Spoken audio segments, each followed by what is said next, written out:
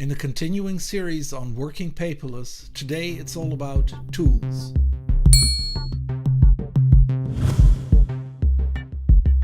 Hey, what's up smarts? Happy Wednesday. It's been a while, excuse me for that, but there were some other things that kept me busy. We're continuing the series on working paperless today, and today is part 4, and that's also the last part. In the parts 1, 2, and 3, I told you how I started working paperless, why I work paperless, and how I do it. Today we're covering tools, and that means that we're looking at these topics: converting paper to digital, making notes, storing stuff, lists, and hardware. Let's start with converting paper to digital. As I told you in the previous episode, it's of course crucial to try to prevent receiving stuff on paper. But when you do receive stuff on paper, you'll have to digitize it as soon as possible and get rid of the paper. Because I don't receive so much paper anymore, I mostly scan with my smartphone. And there are a lot of apps available to do this, but I think the best app for this is Scannable by Evernote. It's fast, it's very easy to use, and it can scan everything straight into Evernote, and that makes it my favorite scanning app. It's only available for iOS. Android users can check out Microsoft's Office Lens app. If you have lots of paper coming in, then you need a more robust solution. Of course, there are a lot of scanners available, but I think you should have a look at Fujitsu's ScanSnap iX500. It's a desk scanner that has some great features that make it very easy to use. First of all, you can connect wirelessly to iMac or PC and your smartphone or tablet. You can scan all kinds of paper formats. The iX500 software will figure out the size and orientation and will clean up your scan. And furthermore, it's fast, easy to use, and it can scan directly into apps like Evernote, Google Drive, and Dropbox. The iX500 software can also convert your text into editable formats. And that's also the next item on my list. It's sometimes very handy if you can convert scanned text into an editable format. If you don't have the Fujitsu ScanSnap iX500, you can use an app called Text Grabber from Abby. It's available for iOS and Android, and not only does it convert scanned text into an editable format, it can also translate it to another language. And then, of course, there's also the use of whiteboards. I still like to use whiteboards in meetings because it can help you to understand each other a little better. Make it a habit before you wipe anything from the whiteboard of scanning it with your smartphone. Again, you can use Evernote's Scannable and Microsoft's Office Lens. The next topic is taking notes. There are a lot of apps available for taking notes, but I prefer to use Evernote. Because Evernote is not only a great note-taking app, but it's also my go-to app when it comes to saving and retrieving anything that comes to mind. Evernote is available on all of the most common platforms. Next to Evernote, I use Drafts. When I quickly have to write something down, I take my iPhone and I start the Drafts app without even thinking. Drafts is fast and easy to use, and after writing, you can still decide where you want your text to go. You can define all kinds of customizable actions for this within Drafts. Unfortunately for Android users, Drafts is only available for iOS. Another thing that I need to mention is that I often use Dictation because it's so much faster than typing. Dictation is available on both iOS and Android right from the keyboard. It's the fastest way to write something on a mobile device and crucial when you want to get rid of paper. And then there's annotating. Often I receive documents for review. In the old days, I would make annotations on paper with a pen or pencil and then return it to the sender. When you work with digital documents, you need some help with that. The two apps that I use for this are Notability and Evernote. I've used Notability for many years now, and I still think that it's the best app for writing with a stylus on an iPad. It can import all kinds of documents, and annotation couldn't be easier.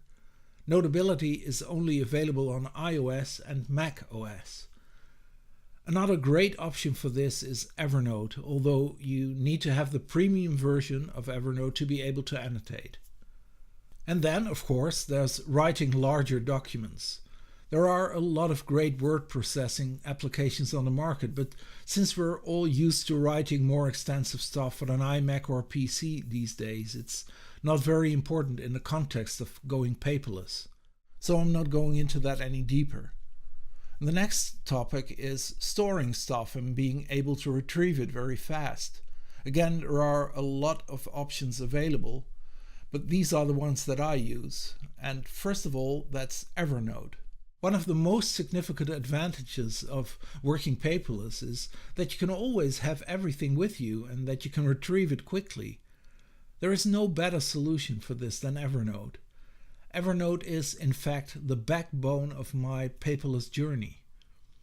As soon as you start using it as frequently as I do, then you will see that as time passes, you will trust more and more that what you're looking for is there.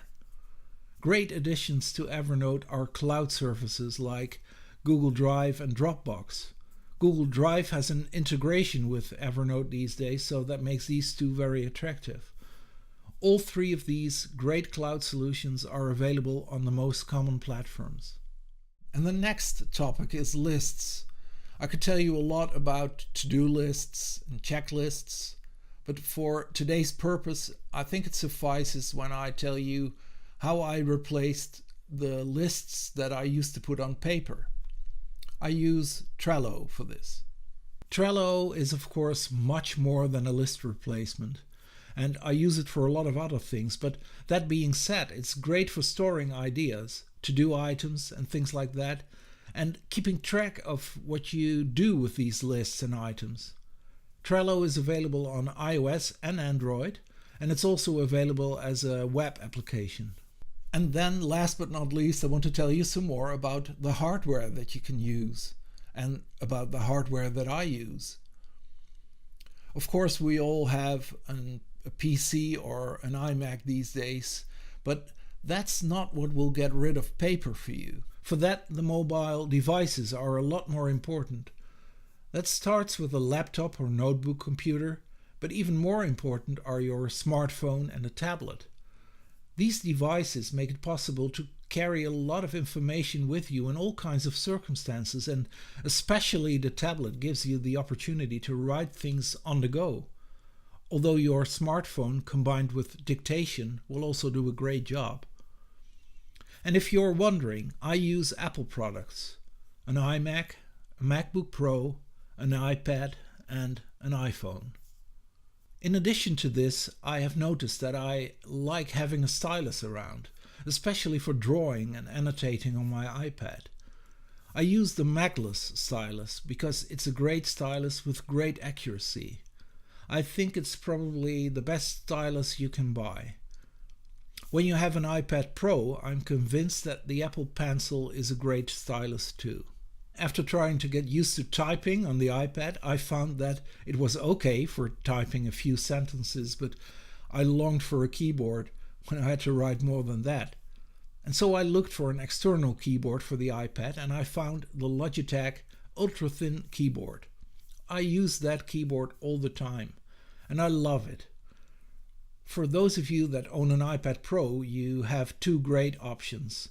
The first, of course, is Apple's Smart Keyboard. I've never used it, but I have no doubt that it will do a great job.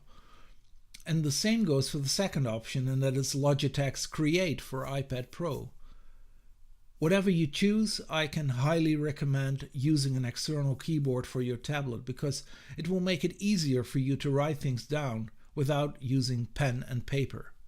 The last piece of hardware I already discussed at the beginning of this video, but just to be complete, I'll mention it again. It's Fujitsu's ScanSnap iX500, a great scanner to convert your paper documents to digital ones. For working paperless, I think these items are vital. a tablet, a smartphone, a stylus, an external keyboard, and a scanner. Well, that was a lot of stuff to cover in one video, but I wanted to give you the complete overview. I hope it will help you to make your choices. If you want to have a closer look at any of these tools, then you can read the blog post on hardorsmart.com, where I'll put all the links. I will put a link to the blog post in the description on YouTube. And that's it for today. I hope you enjoyed this week's video. Thanks so much for watching, I appreciate it as always. To keep in touch, you can join the Hard or Smart community or subscribe to my YouTube channel. You can find all the details in the description below. And remember, every day you have the choice to do things the hard way or the smart way. Be smart, and I'll see you on the next one.